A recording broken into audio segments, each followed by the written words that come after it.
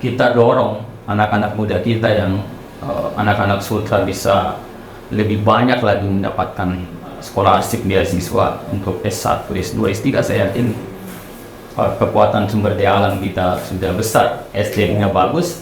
Saya yakin kita akan menjadi provinsi terdepan bukan hanya di Indonesia Timur, bahkan di Indonesia. Saya yakin nih. Kalau gubernur kan, Pemprov kan punya BPD. Saya kan kalau saya jadi gubernur, Bu, selesai masalah ini. Tapi saya masih meyakini bahwa politik itu adalah jalan yang terbaik untuk merubah segala sesuatu. Iya.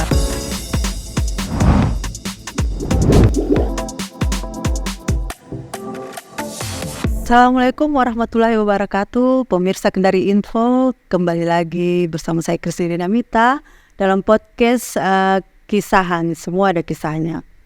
Malam ini kita kedatangan tamu Bapak Dr. Bahtiar Madatuang. Dari namanya, ya kita tahu dia orang Bugis ya.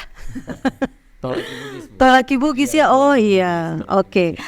Rupanya dia Tolaki Bugis. Sebentar kita bincang-bincang tentang latar belakangnya, keluarga dan segala macam. Selamat malam, Dek Bahtiar. Iya. Tadinya saya pikir orangnya sedikit di atas saya, agak berumur gitu. Ternyata dia masih muda, hampir jadi job. Iya ya.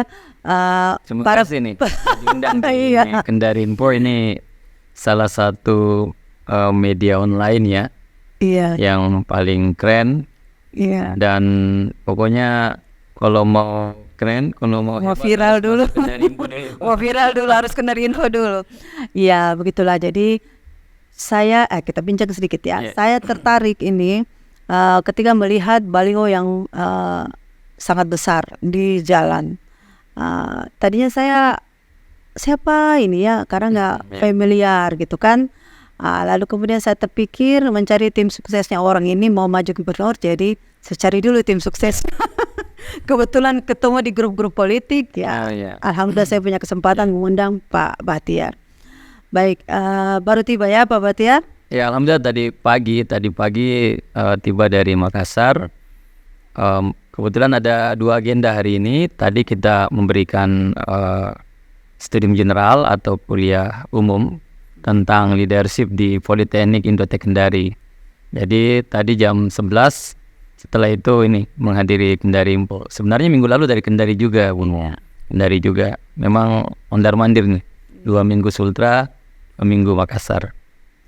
Oke, Pak Bahtiar ini dia adalah seorang pimpinan atau apa sih namanya, direktur ya?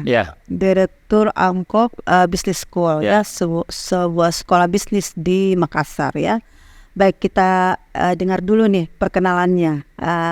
Gimana latar belakang pendidikan, keluarga sehingga dia bisa berada di pucuk pimpinan sekolah yang tidak kaleng-kaleng ini ya. Di sana sudah ada S2 dan S3-nya loh. S3-nya ya. Iya, oke. Boleh di-share gimana nih awalnya sampai bisa ada di pucuk pimpinan sana? Oke, baik.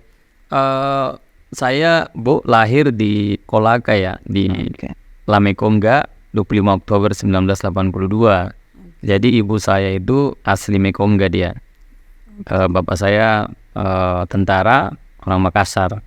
Nah, lahir di Lamekongga, saya SD di sana. SD di Lamekongga, saya SMP-nya juga di Undulako. Setelah tamat SMP itu saya hijrah ke Makassar. Nah, saya hijrah ke Makassar, setelah itu kuliah S1 di AMKOP Business School. Setelah itu saya magister di Unhas. Saya S2-nya itu, S1 saya akuntansi, Bu. Akuntansi, S2 saya ekonomi perencanaan pembangunan. S3 saya manajemen. Saya doktor manajemen di Universitas Persada Indonesia di UPI di AI Jakarta. Saya juga ya alhamdulillah sudah banyak kegiatan soft course di beberapa benua, di Amerika, Belanda, di Australia. Alhamdulillah. Jadi fokusnya ke ekonomi ya? Ya, saya ekonom. Nah, setelah itu saya kan dosen 2004. Saya dosen, setelah itu dosennya di mana nih? Di AMKOP Business School 2004. Setelah itu saya jabat pernah sekretaris lembaga penelitian. Setelah itu 2014 usia saya itu waktu, Bu, masih 31 tahun didorong untuk menjadi pimpinan PT. Nah, pada saat itu sebenarnya kalau pimpinan PT itu kan ya harus punya portofolio yang banyak kan. Iya. Bayangin aja kalau kita pimpin universitas, pimpin kampus, itu ada profesornya, Iya, betul. ada doktornya, ada mahasiswanya. Iya. Nah, pada saat itu ya saya ditelepon sama foundernya, Pak Batiar, kamu jadi pimpinan AMKOP karena kampus ini harus kita terbangkan. Karena nggak bisa begini terus. Dulu kan kampus ini kan dulu Bu Akademi Koperasi kan, tahun 62, kampus tua dia di Makassar. Masya Allah. Oke. Kampus tua, setelah itu dia kan dulu ikatan dinas, berubah jadi swasta. Nah, karena dulu dia ada slogan koperasinya, tahun 90-an itu kan ada isu koperasi itu Pak. Iya. Jadi sebenarnya bukan koperasinya yang problem, hanya oknum yang menggunakan koperasi sehingga persepsi publik tidak bagus, kena juga di kampus kita. Karena dulu kan logonya logo koperasi. Iya, logo Nah, koperasi. logo koperasi, akhirnya saya jadi pimpinan PT 2014. Termuda itu waktu, Bu. Termuda. Ya, jadi sudah berapa tahun nih jadi? Ya, 9 tahun. Ini sudah periode terakhir nih. Sudah periode terakhir. Sahabat tahu mau 3 periode juga. Enggak, nanti mudah-mudahan jadi gubernur. Amin. Amin, insya Allah. Ya, jadi nah itu saya rebranding Bu. Jadi pada saat itu saya memang sudah diskusi sama teman-teman. Pada saat itu kan mahasiswanya masih 150-an, 200-an. Sekarang alhamdulillah di Pangkalan Date itu kita udah 4.000 lebih. Itu waktu masih 2 prodi, S1 manajemen dan S1 akuntansi. Nah, sekarang sudah 6 prodi, 4 prodi S1, manajemen, akuntansi, digital bisnis, ada prodi kewirausahaan, 1 magister manajemen, 1 kami punya program doktor manajemen. Jadi doktor ini satu-satunya sekolah bisnis di Indonesia Timur yang punya program doktor. Jadi dulunya ya 200-an, sekarang udah Website-nya apa nih? Doktor bisnis ya, manajemen bisnis ya. Manajemen bisnis. Oke, menarik. Jadi udah banyak lah ya kita salah satu kampus bisnis yang bagus lah di Indonesia Timur. Yang terukurnya itu kita punya doktor manajemen. Iya, Punya doktor manajemen. Iya. Alumninya udah banyak sekali Bu. Udah banyak sekali, udah puluhan ribu. Berapa jumlah tenaga pendidiknya? Dosen saya 124. Saya 3 profesor, 70 doktor, selebihnya magister yang ongoing doktor. Jadi kemarin 2022 saya dapat penghargaan dari LL Dikti sebagai salah satu kampus dengan dosen paling banyak doktornya. Ya, doktornya. Alhamdulillah kita ini. Dan sekarang yang magister kita lagi dorong untuk doktor semua. Tapi waktu duduk sebagai pimpinan masih S2 atau sudah S3? Masih S2 itu. Masih S2. Dulu kan masih magister bisa. Sekali. Jadi memang ya anak-anak muda itu kan memang kita tantangannya kan harus ini buat portofolio bagus. Selagi itu pula kita harus bangun inovasi, membangun networking jaringan. Itulah modal kita kemarin. Salah satunya pimpin perguruan ini. Ya alhamdulillah sampai sekarang kita salah satu terbaik lah di Indonesia Timur untuk sekolah bisnis. Dosen perempuannya banyak nggak? Banyak juga, perempuannya banyak Mbak. Saya dosen akuntansi. Tercapai kuota 30%. Dosen akuntansi saya itu 80% perempuan. Gitu ya? 70% perempuan. Prodi akuntansi. Dosen saya 11. Laki-laki kemarin ada Pak. Rata-rata udah diambil sama negara, udah diambil sama UNM. Sekarang sisa laki-laki 1 ya. Itu pun bahasa Inggris yang di departemen akuntansi. Selebihnya perempuan semua. Perempuan semua. Manajemen juga begitu, Bu. Manajemen. Di pejabat struktural juga saya wakil bidang akademik perempuan. Sesprodi doktor perempuan. Kepala lembaga PPM perempuan. Sekretaris penjaminan mutu perempuan. Ya banyak juga. Pokoknya ya kota itu kita penuhi kan.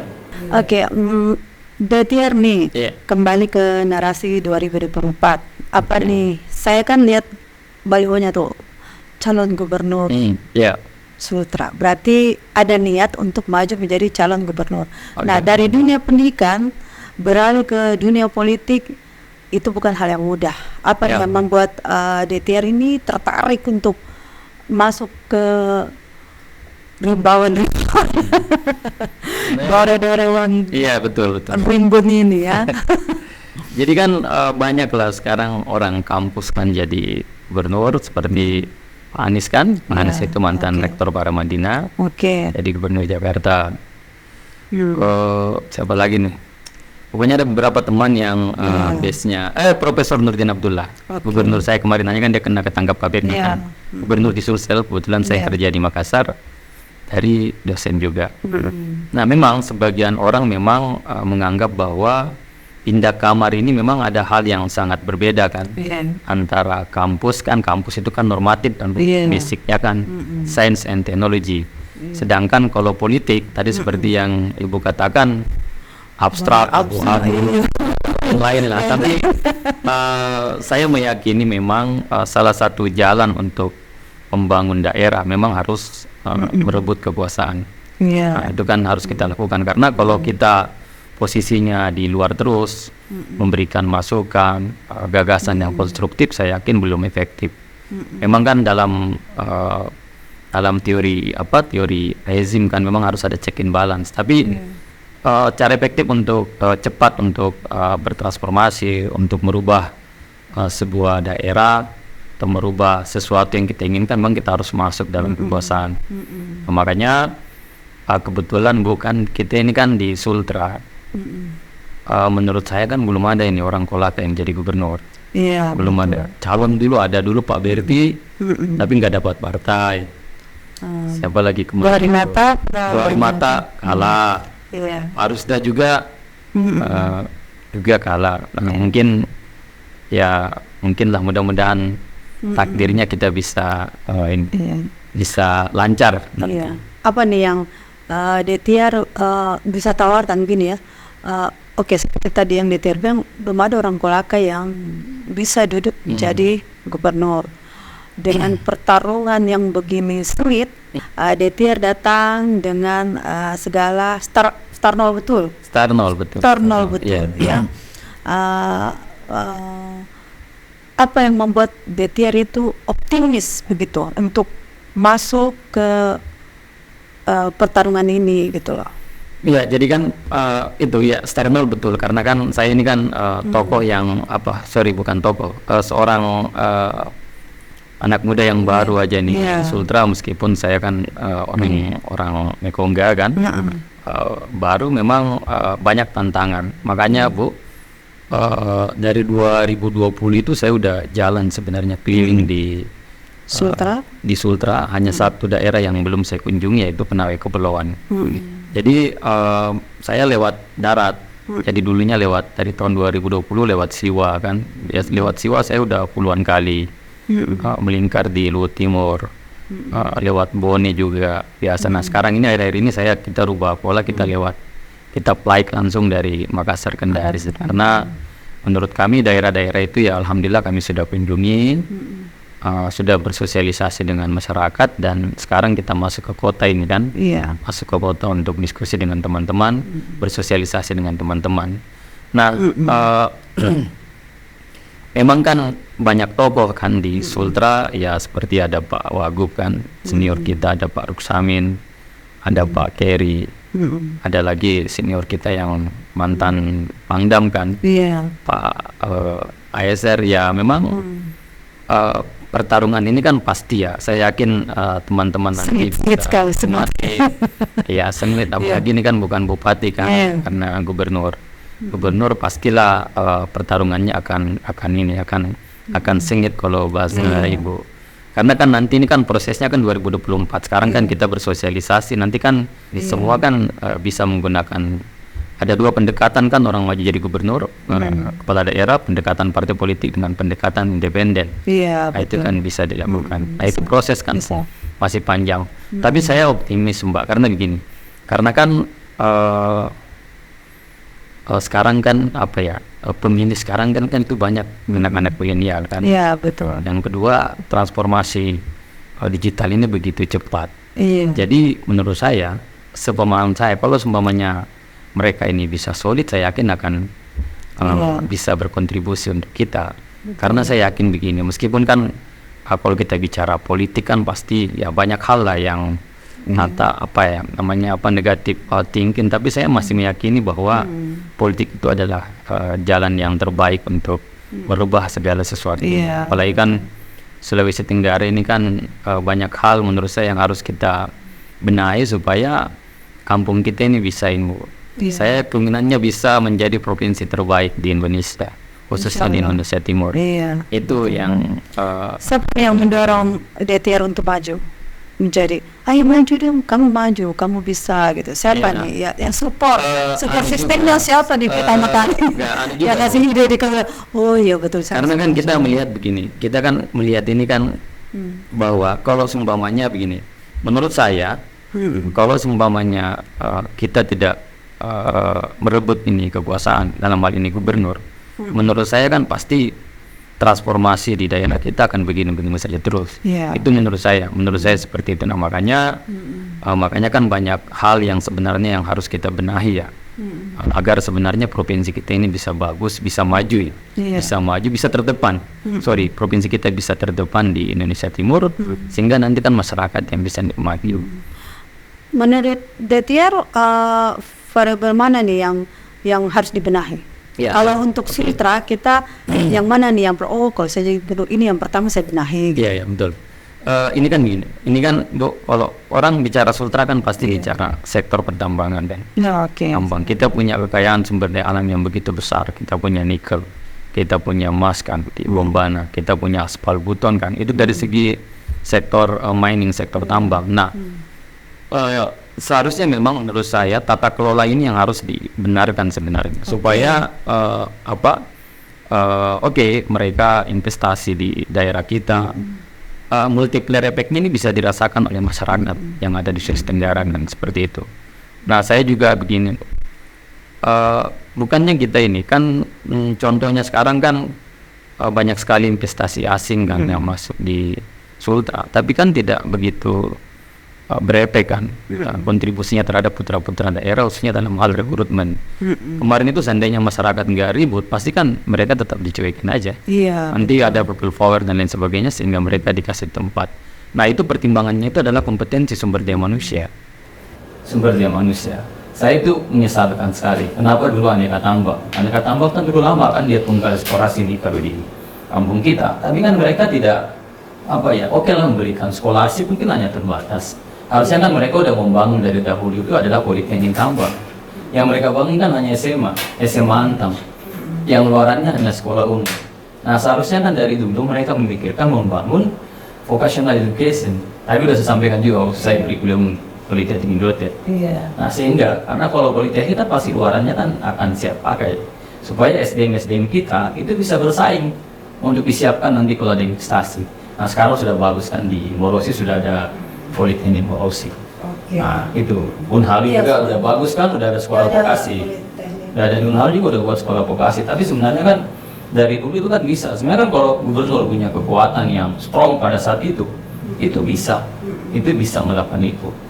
Itu sektor tambang memang tata kelola yang harus dibenahi supaya keberpihakan pada masyarakat itu dalam hal corporate social responsibility-nya dan lain sebagainya itu bisa bermanfaat supaya kita ini nggak jadi penonton ini di daerah kita sendiri kan seperti itu. Saya ini udah pilih melihat kondisi sosial kemasyarakatan. Biasanya juga saya mikir ini daerah yang kaya apa? Saya minta maaf ya. Ini kan fakta, ini fakta.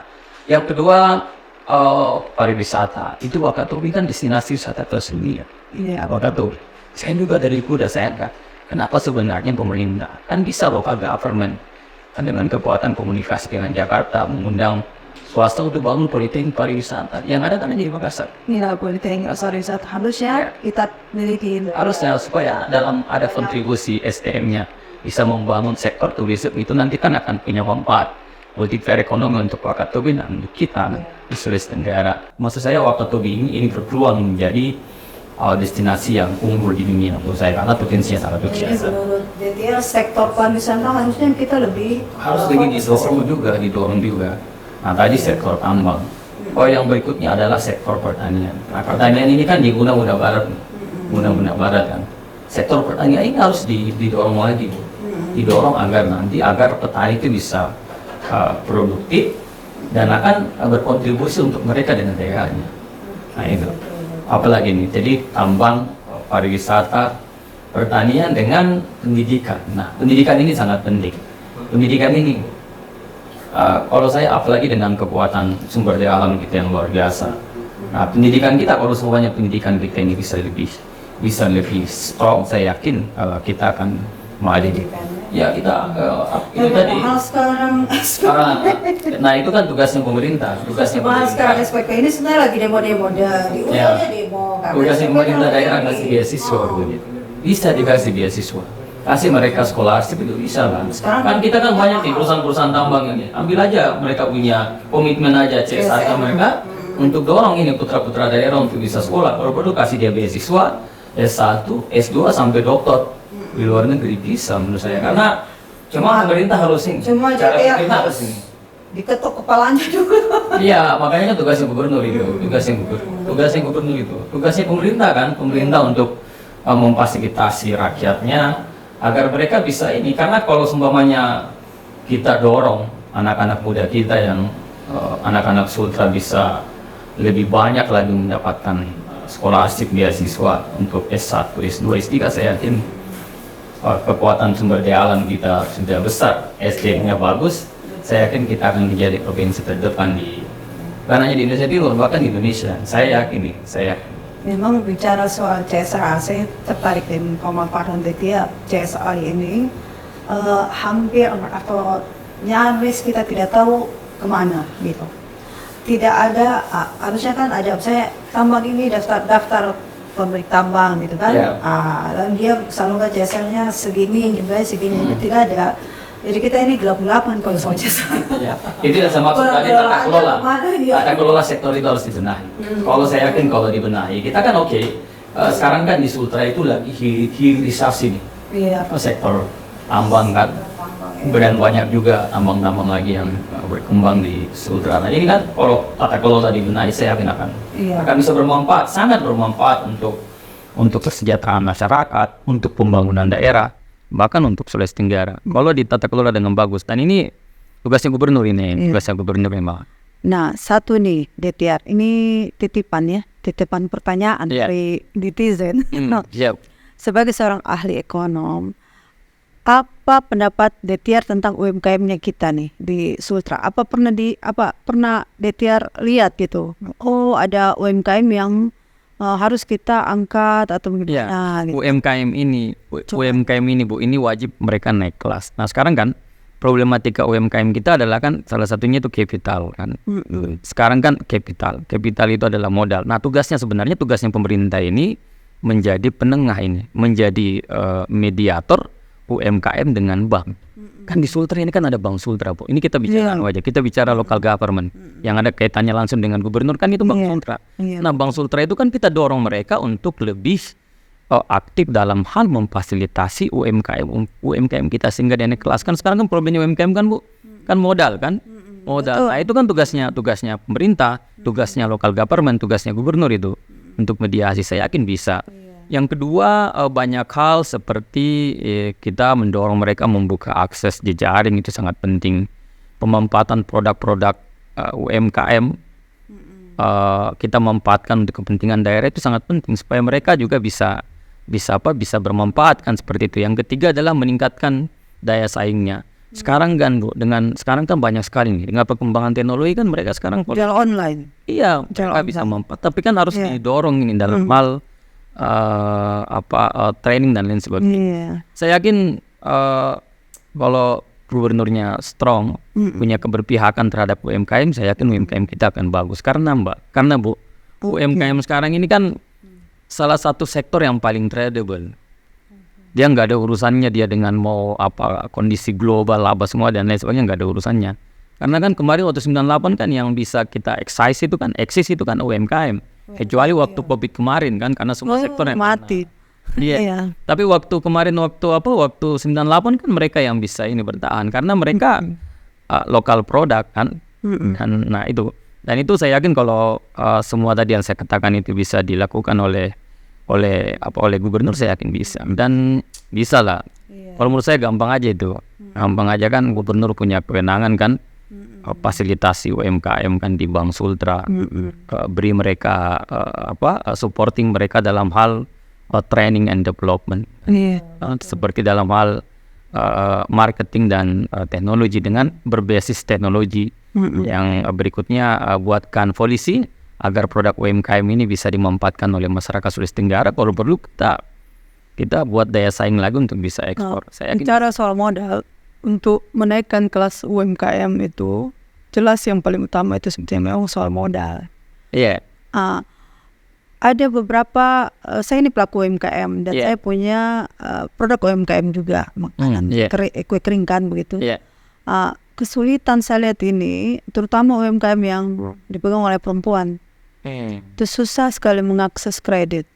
Ya, pertama harus ada izin suami, tanda tangan suami. Ya suaminya nggak mau tanda tangan, nggak keluar lah itu. Kedua jaminan. Ya, agunan ya. Kalau DTR jadi gubernur, apa nih solusinya? Itu tadi kan begini. Kalau bank-bank daerah itu kan sebenarnya nggak mau juga deh.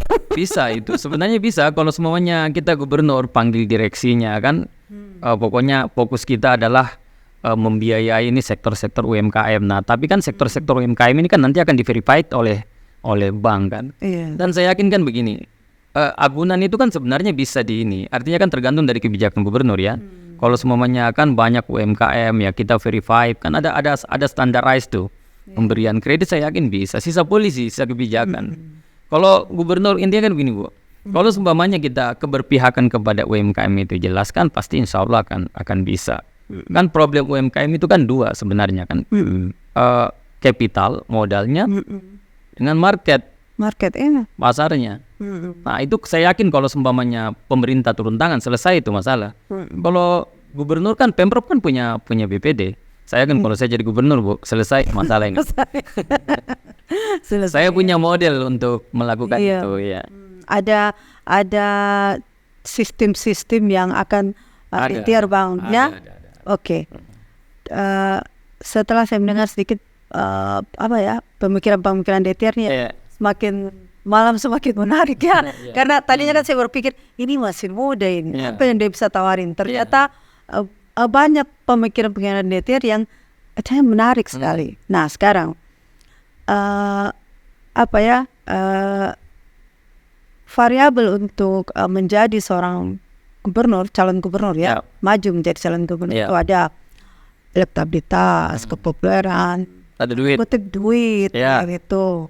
Saya jawab memang itu. Nah, itu duit keberanian dan sebagainya. Ya sekarang nih gimana nih?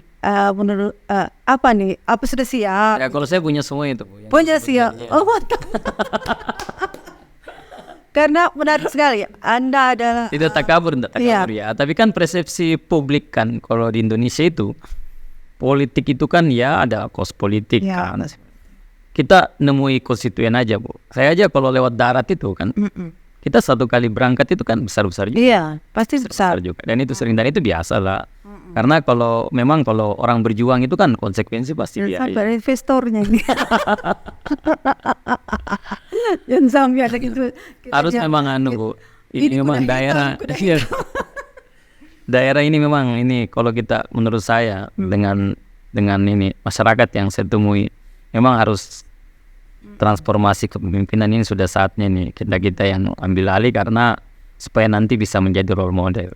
Nanti kan orang bilang itu tahu Pak Batiar jadi gubernur, bukan jana siapa-siapa. Itu juga jadi bupati mikir juga nanti. Itu yang saya maksud. Jadi memang ada role model kepemimpinan di daerah dan saya yakin itu sangat mencerahkan di Sulawesi Tenggara. Ada ndak yang julid gini? Tiar, kamu ndak usah maju dulu gubernur. Coba dulu kok sisir itu Kolaka Utara, bisa ndak? Kolaka Induk bupati. Ada ndak yang julid kayak gitu? Ya, kan ini kan kita cara berpikirnya kan Sulawesi Tenggara, jadi harus gubernur. Iya, betul. Kan Kolaka kan. Jadi ada tokohnya juga kan, ada juga ini. Saya pada prinsipnya Sulawesi Tenggara ini menurut saya harus dibenahi dengan bagus supaya provinsi kita ini bisa terdepan di Indonesia. Bisa Bu. Sumber daya alam besar banyak, tadi saya udah jelaskan beberapa sektor kita unggul semua.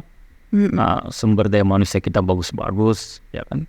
Sisa ditata kelola dengan kebijakan gubernur. Kan masa jabatan gubernur kan hanya 5 tahun. Iya. Saya yakin bisa lah. Ya. Kami udah punya model di semua sektor-sektor yang strategis. Tadi belum saya singgung juga gimana caranya Prusda kan dibenahi. Kan Prusda itu kan perusahaan daerah Iya. atau Persroda. Sekarang kan itu kan sebenarnya dia perusahaan daerah yang dibentuk oleh local government atau daerah untuk bisnis. Kan selama ini kan Prusda dikasih dana penyertaan terus di APBD. Iya kan? Seharusnya kan dana penyertaan itu kan dana penyertaan boleh. Ada modal kan dikasih kepada Prusda untuk bisnis. Nah, seharusnya kan nggak bisa setiap tahun. Iya. Nah, modal itu kan nanti dikasihnya nanti kita bangun jembatan, kasih modal petani kan lewat ada program pemerintah kan biasanya ada program itu semacam KUR yang tanpa penggunaan. Banyak hal sebenarnya yang bisa. Iya. Ya bisa juga membantu peningkatan teknologi pertanian, bagus sekali. Jadi Prusda itu memang harus juga dibenahi. Prusda itu kan tugasnya dia bisnis. Bisnis itu tanda petik cari duit untuk menjadi pendapatan daerah. Kalau ada pendapatan daerah kan bisa dipakai untuk membangun daerah. Bisa kasih beasiswa itu anak Sulawesi Tenggara S1, S2, S3 sampai di luar negeri. Kalau mereka pulang di daerahnya pasti mereka akan bangun daerah. Yeah. Saya melihat Anda ini termasuk berani deh ya. Karena rata-rata calon itu usianya hampir 60-an ya. Rata-rata tuh siapa Pak Ida, Pak Lukman malah sudah lewat. Anda ini belum 50 sudah mau menggas. Mau apa ya istilahnya? Sudah banyak juga, kan banyak juga kepala daerah muda-muda seperti Emil Dardak. Jangan sampai Anda ini temannya Valentino Rossi. Emil Dardak waktu itu gubernur sebelah. Andi Sudirman Sulaiman itu. Lebih tua saya 2 tahun. Lebih tua saya 2 tahun. Iya. Dia udah jadi gubernur. Iya. Termasuk berani nih dengan Andi Sudirman itu di Sulsel itu bukan mantan bupati, hanya pengusaha ya. Iya, tapi menarik juga begini. Saya lihat ada pola-pola memang yang bagus dari Anda, menggas ceritanya ya.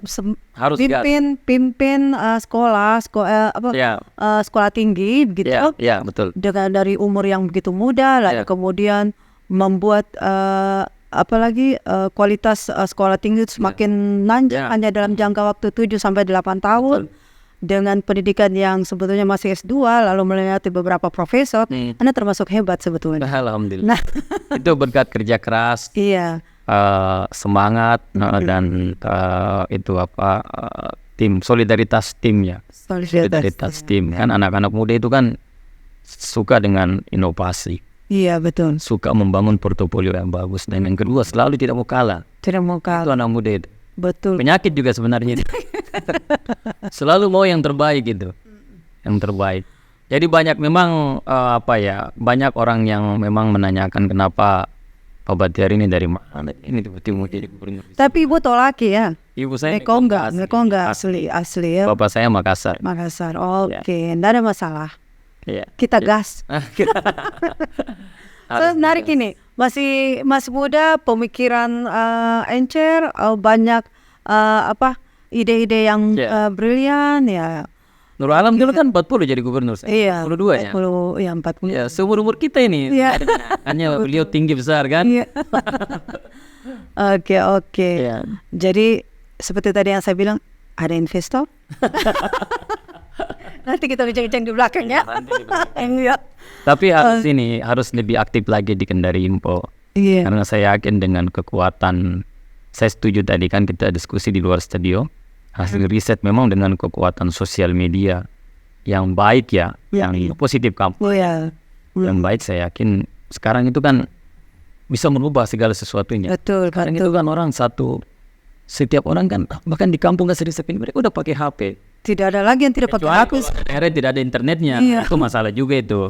Itu di Sultra memang harus dibenahi juga infrastruktur. Iya betul. Saya beberapa kali ke Kolaka Timur Lambandia.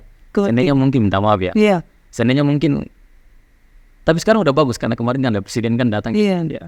Saya berapa kali saya naik Fortune. Untung jalanannya luas saya naik Fortune. Anjur sekali. Padahal itu kan infrastruktur itu sangat penting untuk membantu mobilitas ekonomi. Itu rusak sekali. Tapi sekarang udah bagus karena kemarin saya kunjungan keempat kalinya saya pakai Alphard masuk. Iya. Tapi pelan-pelan sekali. Sudah bagus. Ya sudah bagus. Tapi harus dibenahi dan bukan hanya. Dan banyak infrastruktur. Dia hancur kok ya. Harus kita benahi infrastruktur. Yang kedua jaringan internet. Itu penting sekali di era sekarang itu Bu. Sekarang kan era digitalisasi ini kan salah satu instrumennya atau variabelnya itu kan internet. Iya. Sekarang kita udah punya HP, tapi daerahnya masih ada yang tidak ada internet. Nah, itu tugas gubernur lagi, bisa itu. Kalau sekarang ini biar orang tua sudah lansia sudah pakai HP. Itu juga memang infrastruktur dan jaringan lah yang harus memang ditumbuh kembangkan. Pekerjaan gubernur memang berat sekali Nusa Tenggara karena persepsi publik itu dunia itu bahwa Sultra itu lumbungnya sumber daya alam. Nah, sekarang tantangannya maju ndak dia? Ya. Bisa nggak dia ini kan indikator maju itu kan bukan banyak gedung bertingkat, bukan, tapi rakyatnya itu harus sejahtera, tidak ada lagi yang menganggur. Betul. Sekolahnya tinggi-tinggi kan, Iya. orang berobat gratis kan. Itu sebenarnya. Kalau itu sudah dilakukan, saya yakin sudah selesai. Sudah selesai. Baik, Detiar, pemirsa Kendari Info, malam ini kita berbincang sangat menarik ya, tapi kita keterbatasan waktu. Siap. Nah, sebelum berakhir nih, Detiar, statement dong, closing statement buat anak muda Kendari Info ya, dengan follower kita yang lumayan banyak. Kita mau nih minta statementnya Detiar untuk anak muda di Sulawesi Tenggara. Iya, jadi Kendari. Jadi anak-anak milenial di Sulawesi Tenggara, adik-adik saya, Kendari Info ini sangat luar biasa. Dia berkembang seiring dengan perkembangan teknologi. Jadi memang wajib lah kita sekarang kan setiap orang kan punya HP. Kalau dengar-dengar kabar-kabar tentang Sulawesi Tenggara itu biasanya ke Kendari Info dan lain sebagainya. Dan juga saya ingin menyampaikan kepada anak Sulawesi Tenggara, Anda jangan tabu dengan politik karena sekarang transformasi kepemimpinan itu ada di tangan Anda. Karena terus terang kita mayoritas nih. Nah, jadi kalau salah pemimpin nanti pasti akan rasakan juga kita juga dan anak-anak cucu kita. Proses ini masih panjang, tetapi ini bagian kita supaya semua orang-orang Sulawesi Tenggara juga punya hak untuk bisa memimpin daerah ini. Saya yakin seperti itu. Terima kasih banyak Bu bisa diundang di Kendari Info, ini sangat luar biasa nih. Saya memang dari dulu tunggu nih Kendari Info untuk mengundang, akhirnya ya udah dikomunikasikan. Banyak tokoh juga, jadi mungkin ya semakin banyak tokoh semakin bagus kita saling mencerahkan, berdiskusi untuk perkembangan Sulawesi Tenggara. Saya kira demikian.